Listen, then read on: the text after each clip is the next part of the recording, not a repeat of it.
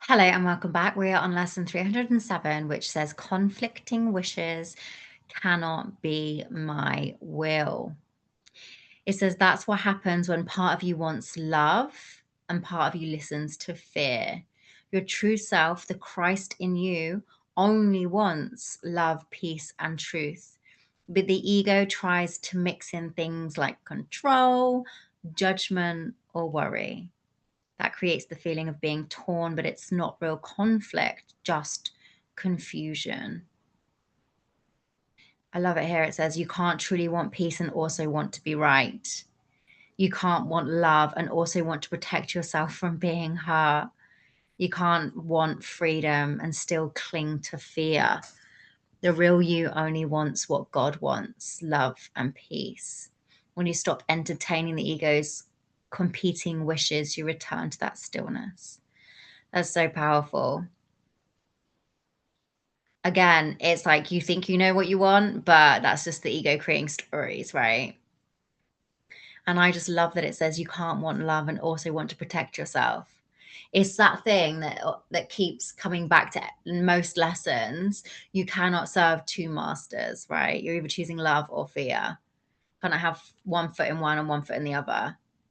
And so this is just reminding us that you are in conflict if you are not choosing love, joy, peace, truth. That's it from me. I love that. And that makes a lot of sense for this lesson. Conflicting wishes cannot be my will. And in addition to that, Sammy and I were talking about it a little bit before, the interpretation that I got is, we're talking about how we've talked about before how all desires are eventually at the end, if you trace them back, desire to be in love and to be in peace and to be in safety and to be in security and to be in abundance, and that all is at your true nature, that all lives at your true nature, that all is this desire to know who and what we truly are and be one with God as source, as the infinite being, as the infinite consciousness having the human experience. So our ultimate will, regardless of what we think our little wishes are, our small wishes, our ultimate wish, our ultimate goal is to be remember our true nature and then move through the world as that, move through reality as that, see through the eyes of Christ. Again, be in the world but not of it. So moving in the world, knowing our wholeness, knowing the wholeness and peace that exists for both ourselves and everything else, knowing that we are one, knowing that we all are one with God. And